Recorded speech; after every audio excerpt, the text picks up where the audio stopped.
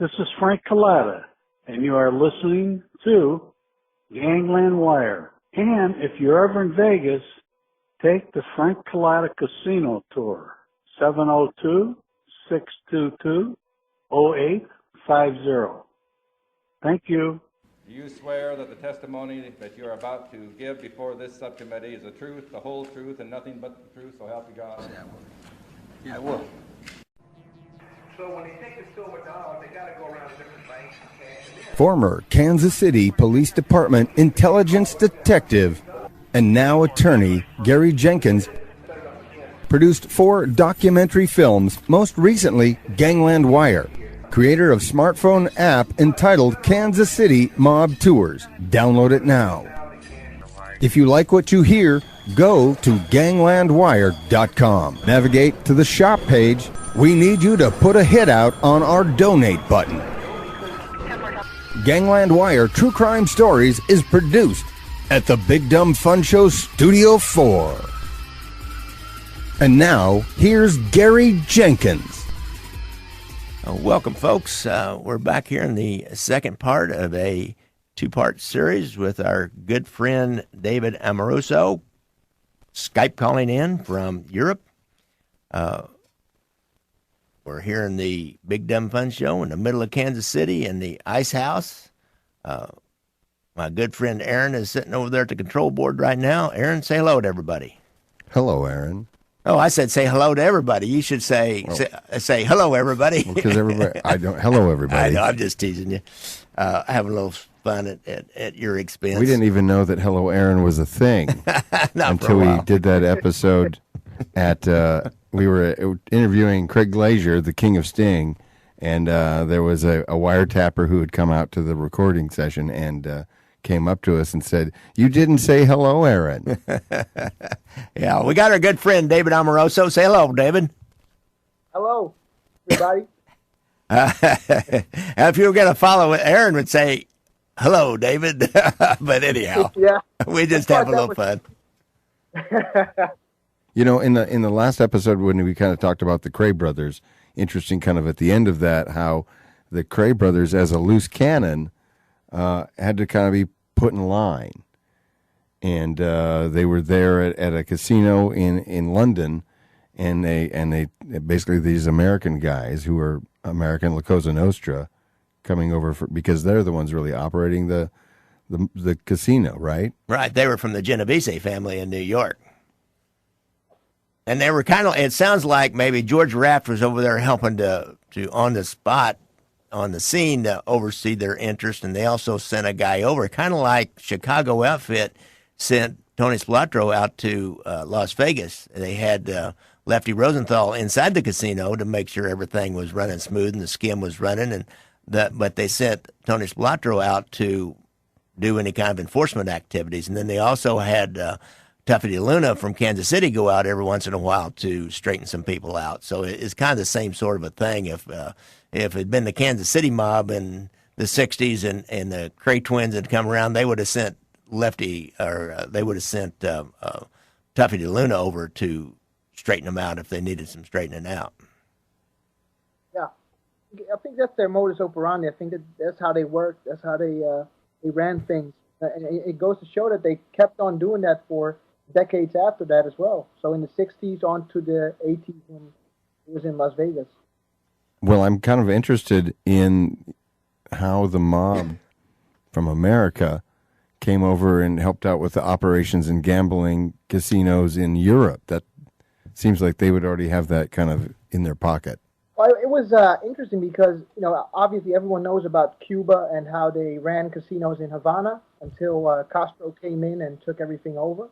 And after they lost Cuba, they started looking for other places that they could set up casinos and smoothly run everything without having a new dictator or a new rebel leader that would take everything from them away. So they started looking around, and you had obviously Meyer Lansky, the Jewish mob boss who worked closely with Luciano, who envisioned gambling as something that would be a pleasant pastime, which would be done by people, honorable people, if you will, not just by drunks, flipping a coin and gambling on dice, but actually having a good time with some good alcohol, some fun women would be there, and just a great atmosphere. And Lansky was the first in the U.S. to revolutionize gambling operations. So he would actually turn them into these, they were known as carpet joints, which were, they had fine food and drinks, they had a good furniture, everything was just top notch.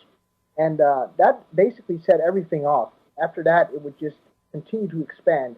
And once they had the know-how and they had the good people running the crabjack, the crab dealers, the roulette people, they had all these people working there. They had the expertise to export that to other countries. So once Cuba fell through, they started looking for other venues, and they had their eyes on the Bahamas, which is a similar island as Cuba, which is pretty easily corrupted, and they just set up their place there. Eventually, there was just too much exposure and heat on their operations, so they had to look yet again to some new place, and they ended up in Europe. So they started in London. They then moved on to the Netherlands, where they settled in Amsterdam. And in 1974, they actually had a delegation from the U.S. visiting Amsterdam to check out the local gambling market and to see if there would be a possibility to invest money in certain casinos there. And they got in contact with the local crime boss who ran the red light district in Amsterdam.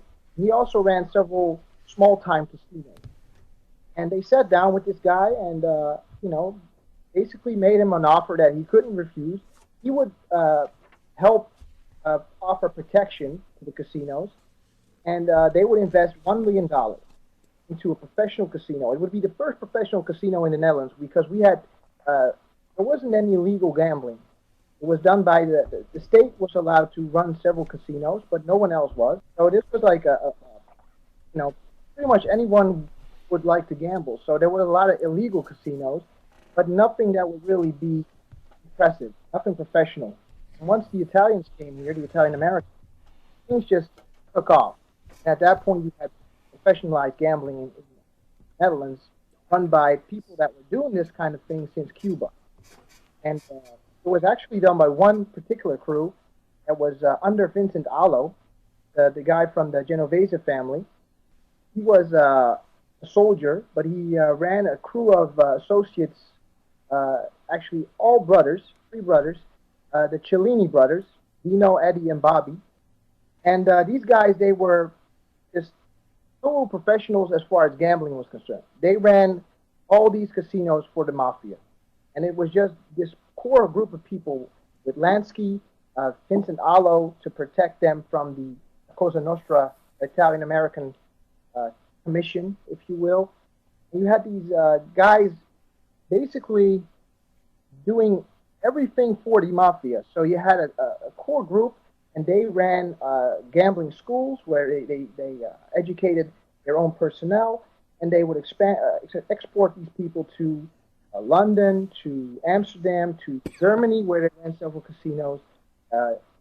So basically, that is how it all started out. And you had, at some point, you had local criminals helping out with protection, if it was possible, if a deal was arranged.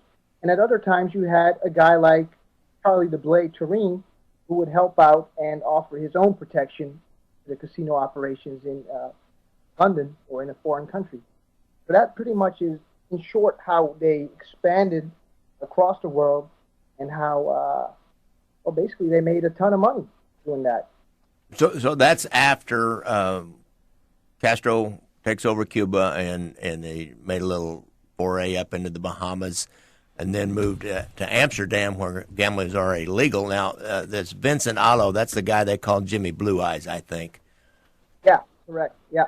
I always wondered, we have our friend Bill Friedman, who's a mob author, lives out in Las Vegas now, has written it's 30 years of gambling, 30 years of illegal gambling before the Strip, in which he talks about the carpet joints. And he talked a little bit about Vincent Allo, but not as much as the other, Frank Costello and Mayor Lansky. And he really, Allo has been under the radar, if you will, in the United States. He didn't have the name identification, and I suspect this may be a reason why he turned his interest, his attention to Europe and American, the FBI and American police were not too interested in what they were doing over in Europe. Mm-hmm. Now, those three brothers, Cellini, can you spell that? I'm not familiar with that name at all, and I don't. Many of our people may not. They probably want to Google that last name. Yeah, Cellini is C-E-L-L-E-N. C-E-L-L-I-N-I. Okay, thanks. Were they from New York? They were part of the Genovese family from New York? Oh, they were from Steubenville, Ohio. Oh, really? Interesting. Yeah. But that was pretty much another example of how back then, in those days, you had all these Cosa Nostra families throughout the U.S. You had 26, I think, in total, and how they all were intertwined. So how you all had, like Al Capone was originally from New York, but then went to Chicago, and they still kept in touch. I think that's another example of these gangsters basically going all over the place, despite the fact that in those days you didn't really have transportation that you have now, or you didn't have cell phones, you didn't have internet, and yet these guys were all over the place, and they had connections everywhere. They could go to Amsterdam, they could go to the Bahamas, and it was all good. And I think it shows the sophistication that these guys had, the knowledge that they had compared to the guys running things now. I think those guys were truly capable of running a large company, like a Fortune 500 company. They were capable of that, but the guys running shit now might not be capable, I think. Yeah, I've met people. I had this one guy who was kind of a source. He tried to use me all the time as his source, and I tried to use him as my source. But I once told him he had this sophisticated auto theft deal going, and I once told him, I said, why don't you apply all those managerial and entrepreneurial skills and create a square business? I said, you could do well. He said, yeah. He said, but that wouldn't be much fun. So I think these guys, they have all this skill and ability to manage and understand relationships and create relationships and start businesses. Bill Friedman, again, I'll quote him again, in Las Vegas when they first started trying to operate gambling casinos other than just as a card game and a bar or a lounge. Back room organizational event. They brought in mob guys because their experience in these carpet joints throughout the United States, and we had 2 or 3 here in Kansas City. They always locate them just outside the city and the county where they can pay off the county sheriff, and people don't pay much attention to it anyhow. They had all the experience in how to run a casino. So the gaming commission out there turned a blind eye to a lot of those early people in the 50s to open and establish and operate casinos. And then by the 70s, that's when they started kicking everybody out and corporations took over. But it sounds like, I don't know, what about the progress of these gangster families, the Genovese family in the casinos in Amsterdam? How did that kind of progress? Did they expand into other cities in Europe? And I can't think, do other, like down in Germany and Belgium, Italy? Did they go back to Sicily? Did they have casinos? Well, I think one of the interesting things about when we're talking about the personnel and everything that they sent personnel out here to Amsterdam to teach these local Dutch dealers to how to work the game, how to run the casino. And these Dutch people, they didn't really like being told what to do and how to do it. So there was this kind of like this cultural divide, if you will, where they didn't really like it. At one point, you had these Italians, the Cellinis came over, and there was these Dutch tough guys working the casino as enforcers, as bodyguards, as doormen, and the Cellinis came over. And they didn't like the attitude of these guys. They actually wanted they were used to respect, You know, when they walked into a restaurant or a club, they were respected and people would stand up and they would shake their hand. When they came to the Netherlands, that kind of stuff never happened. You had these Dutch muscle guys standing in front and they would just barely acknowledge them. And at one point, Job Cellini was actually fixing one of the slot machines in the casino in Amsterdam, and one of these big buff enforcer types threw a paper ball at Cellini's head. And, you know, Cellini was just out of his mind. He was pissed off, and he actually went to the crime boss who was tasked with running and protecting these casinos for the Americans to, you know, hand out some kind of disciplinary action. He was actually very surprised that no such thing happened. You know, he was just like, oh, you know, just a slap on the wrist, just like, don't do that kind of stuff, you know, don't piss off these Italians. It was all done very much like it's common in this country, where you just basically, everyone is equal, everyone has a right to, you know, speak his mind and to just accept what the other person is saying. So everything just went away very calmly. And, you know, Cellini was so pissed off, and he actually, you know, he had to accept the reality of operating a casino in a foreign country at that point.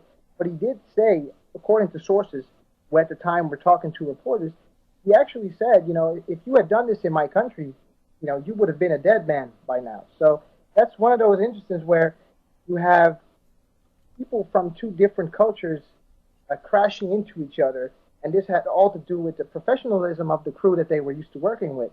So I think that's interesting to see how difficult it is to not only get qualified personnel, but also to have personnel that realizes, you know, who they are dealing with. That's one of the issues that the Cellinis ran into when they were operating abroad. Well, here's a kind of a question, because here in America, the local mob, whether it be in Kansas City or Chicago, they work the local political machine. They work the system. They got inside the government, so to speak, inside the police department. And was that as easy or possible for them to do in places like the Netherlands or other European countries? I think it was a lot more difficult. I think in London and the Netherlands, it might have been possible. I think that especially local police, they would definitely pay them off just to get a tip if there was a raid or if there was any investigation going on. But I don't think the politicians were very difficult to get to. I don't think corruption on that level isn't as common as it is, you know, in other countries. So in Western Europe, that doesn't really happen as often. But the police, they definitely had those on the payroll and would, you know, get tips. And they would actually, you know, look the other way while this casino, which was illegal, was being set up in the middle of Amsterdam. You know, this was in the center. This was in, you know, you had the prostitutes, which was semi-legal in the Netherlands, and then you had this illegal casino, which, you know, the police knew it was happening, but they didn't do anything about it. In that respect, I think that they were corrupt, but it wasn't on the same level as, you know, as some politicians were bribed or anything like that. That didn't Or happen. judges. At least not that we know of. It might have, but, you know, that hasn't come out yet. And if it did, it probably would have come out by now. This was the 70s, and, you know.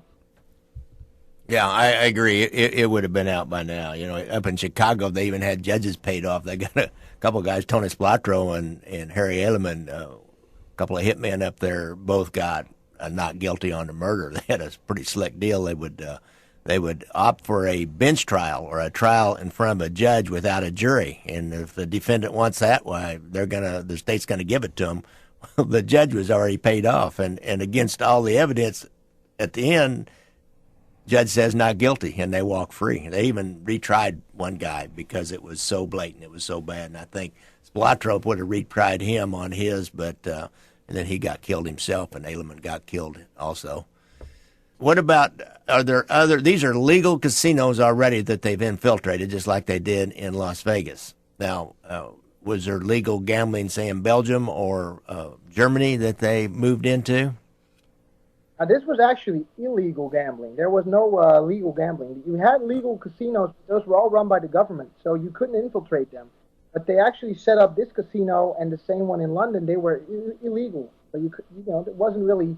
It was basically just a crime to operate a casino if you didn't have a license. That's what they did. But if you look at the casino or the gambling laws in Europe, they're very diverse. So you have at various points, you have governments that would allow gambling if they could run it themselves. So you have in Belgium and the Netherlands, the government runs casinos or certain places where they have slot machines and those kinds of stuff, video poker machines, that kind of. But no gambling where they have a dealer. You can't have that. You can't have a human running stuff. So you have a casino, and there's like a couple of them in the Netherlands, and you have a couple of them in Belgium where you have actually personnel running it. You can play roulette, you can play cards, you can do all that kind of stuff. And then you have several other places where there's just video poker machines and slot machines. It's all machines. And you have to have a license from the government. And the government is the only one that can run a casino. So they won't hand out any license. So right now you have the problem with gambling at this point is online gambling, because you can't really stop that. You can't stop a Dutch person or a Belgian person or a German person from gambling online.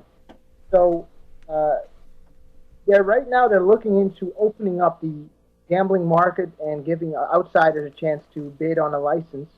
But as far as the illegal and legal side of the casino business and the gambling business, it's very complicated, if you will, because there's just different rulings and different ideas about that.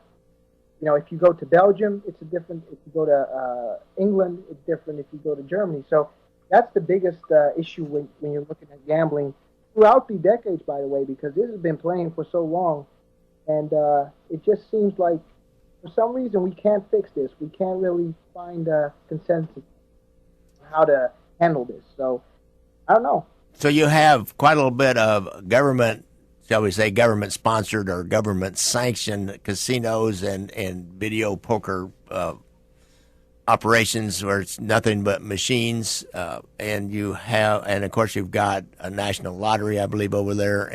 And what about gambling on the football or the I guess in soccer? That had to be huge. Yeah. Is there government-sponsored sports betting?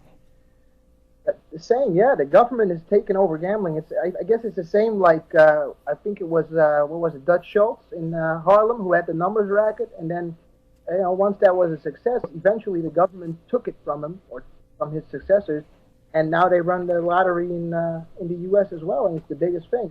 It starts out as something that is illegal, and then the government takes it. I think that's pretty much how it works. If it's weed or if it's gambling.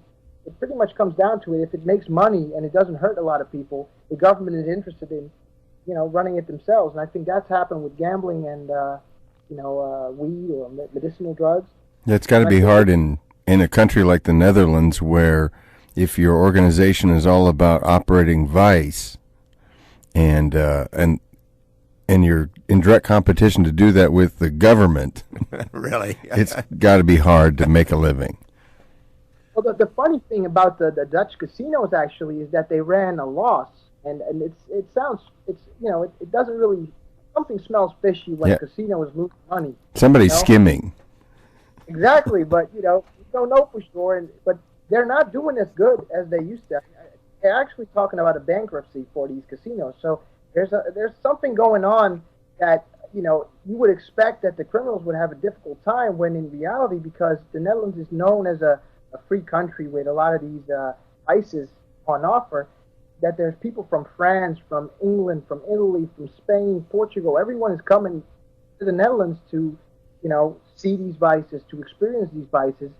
So there's so much action going down that there's enough for everyone. And it's also, the Netherlands especially has become sort of like a transit country, where people from South America and all these other countries, they come and they get together and they organize drug pipelines. So, you get drugs from South America, you bring it to the Netherlands or Belgium. There's two big ports. You've got one in Antwerp in Belgium, and you've got one in Rotterdam in the Netherlands.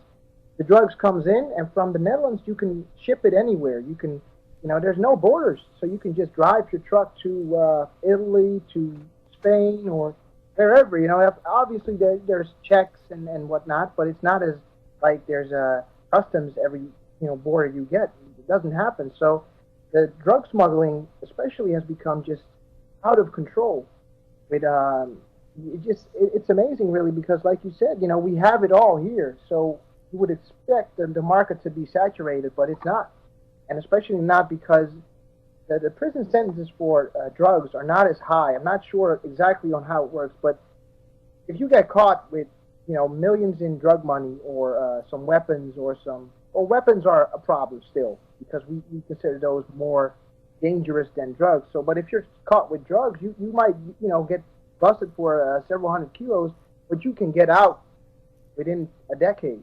It's not like you get sentenced for a lot of years. So you can make a lot of money with hardly any risk. It's not like in the U.S. where if you have a gram of cocaine, they could send you away for life if they feel like it.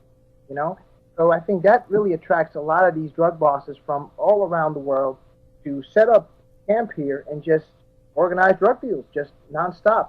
You have the British over here, you have the Irish over here, you have people from the Middle East who have immigrated to the Netherlands who have set up drug pipelines with their home country, growing the hashish and the weed back home in the Middle East, in Morocco, and then shipping it over to here. And then from here it goes to England or it goes to Ireland.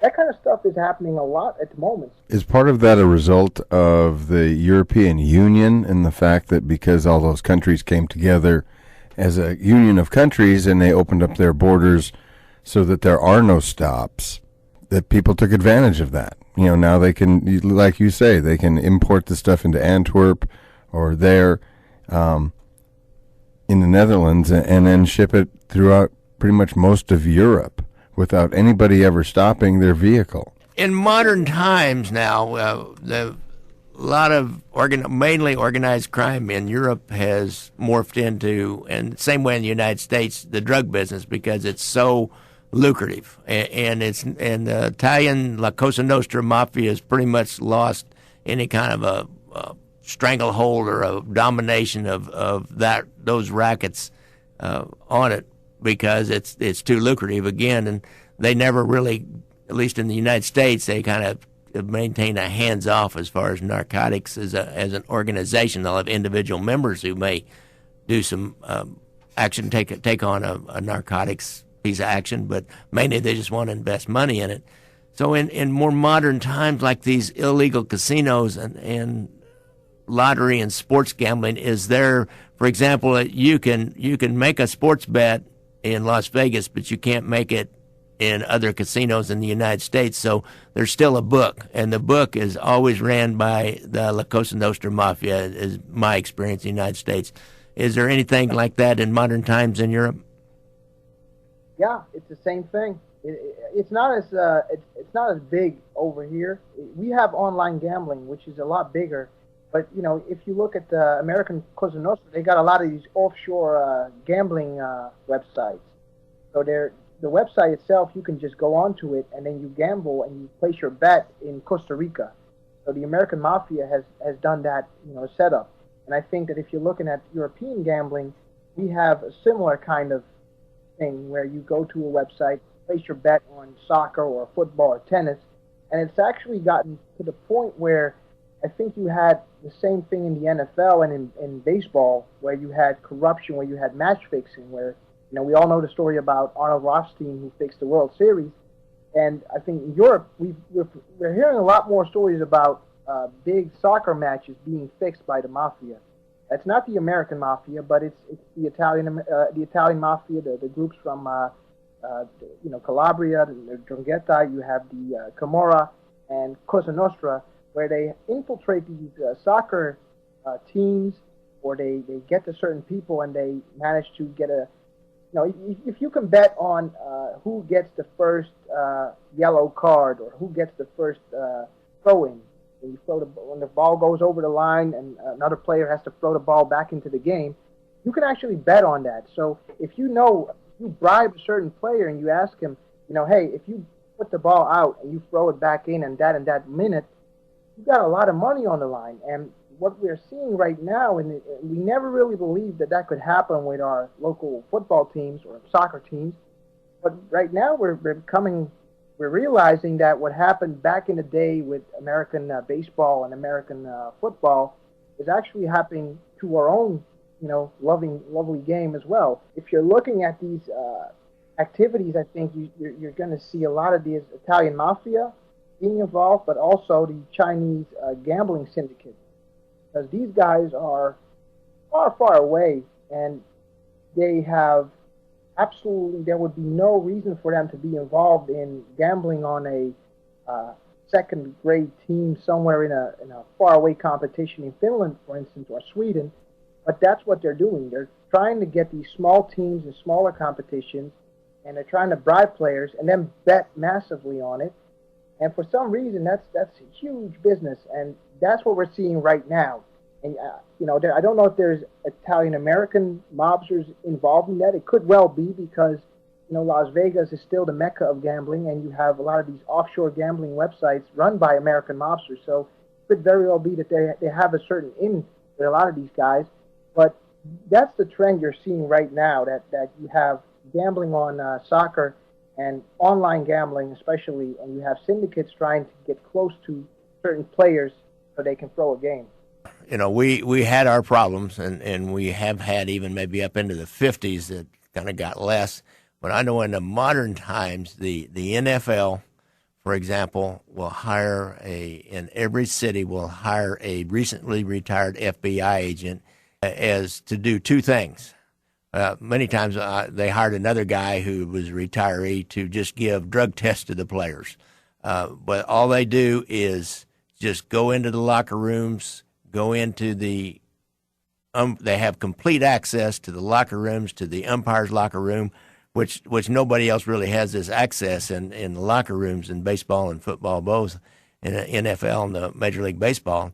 And develop sources within that, and work with the local FBI and the local police who investigate gambling activities, and just do nothing but monitor and look for those kinds of things. And that started really big time back in the 70s. You guys are probably going to have to do something like that with the soccer if they haven't already started doing that. I think the difficulty with Europe is that you have all these countries to where, we don't have any borders, but we don't have we're not like one country, So you have all these different countries. They don't have any borders, and there's, there's hardly any unified rules. There's no laws that govern all these countries and all these competitions. So I think that's the biggest obstacle if you're trying to combat, illegal match fixing, or illegal. It's always illegal, but match fixing in Europe. I think the difference in America is that you can send a FBI agent to these teams in every city, in every state. But in Europe, you don't have that. You have local cops, and they might go there, but they have no clue what's happening. Yeah, I see what you mean. Like if it's a Spanish team, you would have to use a Spanish cop and apply Spanish laws. If it was Italian, it would be Italian law. It was, all the other different little countries. Wow, I never thought about that. That is a problem. Well, wait a second. You're not even necessarily talking about professional sports, though, are you? You're really talking about maybe even like a high school level, or I don't know if there's a college level soccer programs where they're making gambling bets on these games. Well, that's what we initially. That's what we all thought was the small time clubs. Now we realize that it's these small time clubs. These are basically like second grade competitions. But we realize now that they even fixed several World Cup games. So that's the biggest. It's bigger than the Super Bowl. There's more people watching the World Cup every 4 years than there's people watching the Super Bowl. So they even got to matches on that level. So once you get to that level and you get to the Champions League, which is like all the best club teams in the Europe, they play each other year round to become the best of the best. And they even fixed those kinds of games. So there's just so much going on that we just sort of like ignored because we believed in the game. I think the Americans had that as well back in the day in the NFL. And, these are our sports heroes. So we do not doubt that these guys are there to, play the best that they can do for the team. But, it turns out it's different. Some of these guys, they get in with a certain girl maybe at a certain club, and the girl turns out to be a prostitute working for a certain criminal. And then they have something incriminating on this guy, so they can pressure him to maybe throw a game or maybe do something else. And that's how it starts. Now, once one guy on a team is infiltrated, he can actually manipulate other players to follow his lead, or maybe even if there's a lot of money to be made. So a lot of these players they might be at the top at a certain point, but some of them will never make it to that level. So once they hear that they can make maybe 200,000 euros or dollars on just one action during one game, they'll do it. But once they do that one action, they can't go back. So once they're in for life, and they know that. So it's very hard to find people willing to talk about that, admit that they were in the wrong. So we had Michael Franzese, the Colombo capo.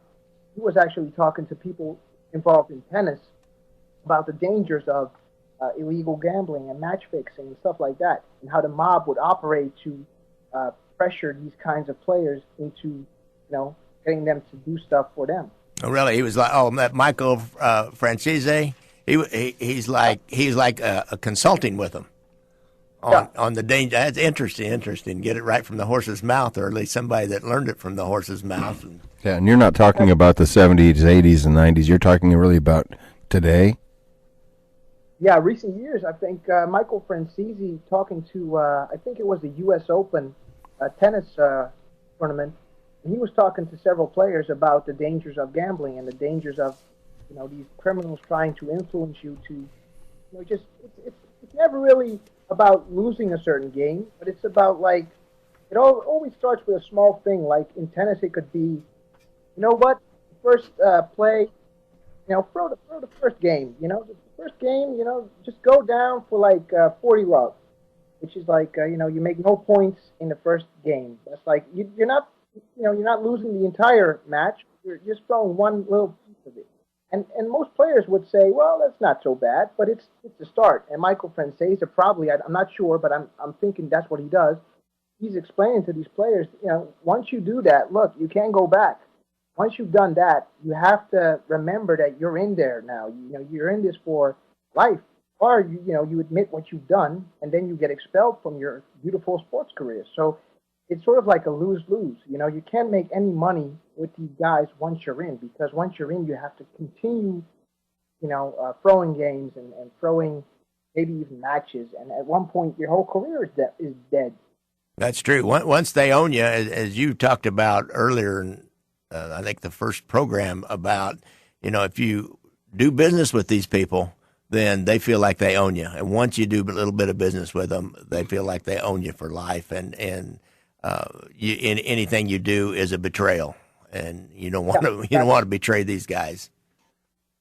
And once you've done something for them, they know that you can't go back either, because they will hold that over your head and tell everyone that that you worked for them. And at that point, there's nothing you can do, because if you would, if they would tell people and tell police or tell whoever, it's your career that's down. They'll just go on to the next guy. Yeah, so you have to really keep that in mind. That, of course, that's like the feel good story, because if you start pushing, they might kill you, or they break a leg, or they break an arm, and that's your whole career. So for these athletes, they really need to watch it. That's true. Well, David, this has been great. We're gonna start winding down here now. We really appreciate you coming on and talking with us about the kind of the influence, history of the influence of the American La Cosa Nostra Mafia in England, and straighten us out about what kind of action that they did over there, what the lay of the land, if you will, is in English, particularly with the Cray brothers. The Cray twins. I always had that question in my mind, and I guess I never really read a comprehensive book on them. I probably will do that now and take a little closer look at them, just because I'm a little more interested after talking with you. And then the modern day influence on sports gambling in particular, and how that's developing, much like the professional gamblers and the professional gambling class, and the illegal betting on sports operations, has how it progressed in the United States, and what's going on in Europe today in regards to soccer and tennis, which are the huge sports over there. What about cricket? I'm curious. Is there a book or a line on cricket matches? I think so. Yeah, I'm not sure, because cricket is only big in Britain and Australia and India. But okay. I do believe that in India, I think several players have been caught match fixing. So definitely going down there as well. All right, well, great.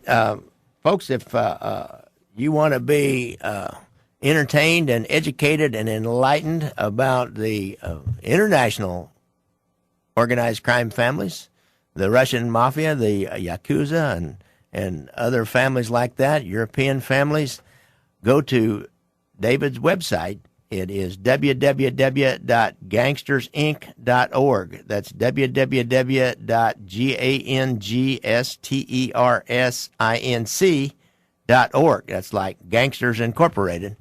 And check that out. Subscribe and share it with your friends, and because it is entertaining and enlightening. David writes in a very entertaining but factual manner. He does not delve off into fictionalization of anything that I've seen. You'll find a story by me about the founding of the American Secret Police.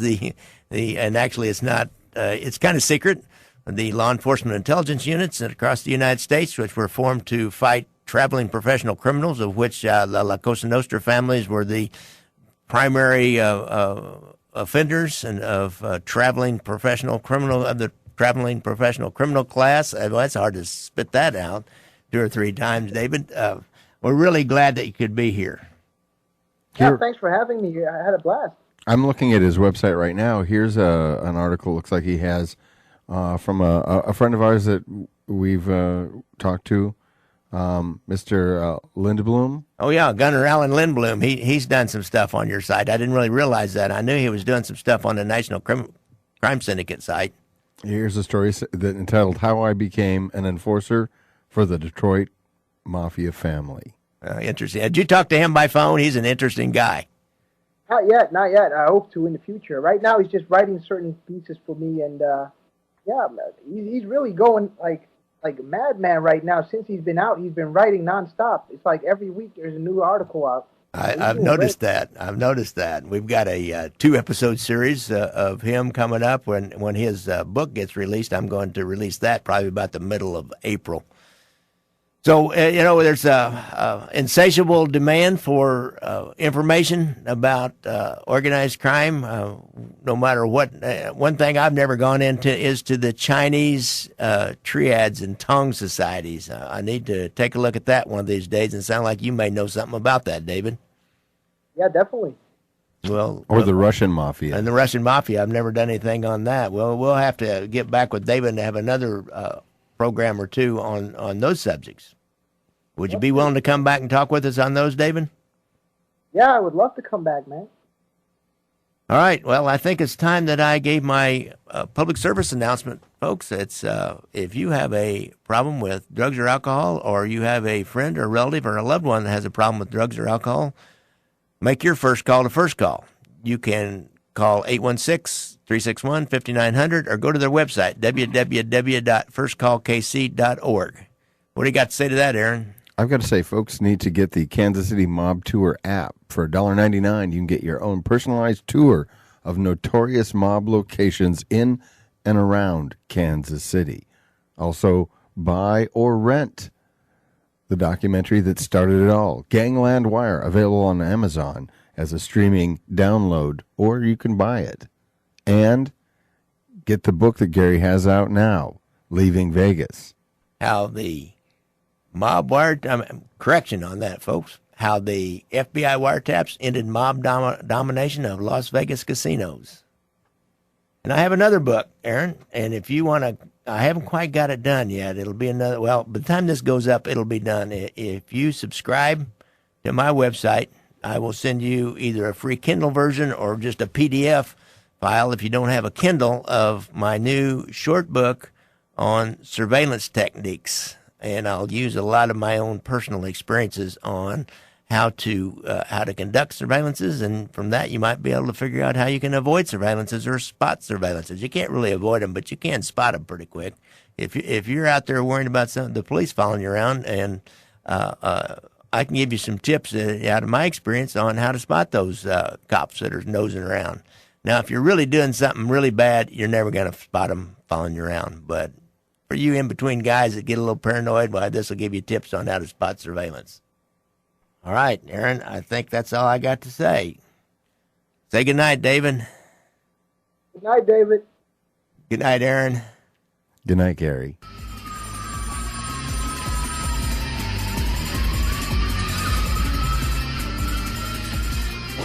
Music provided by Odd-O-Matic. Follow them on Twitter at Odd-O-Matic Music.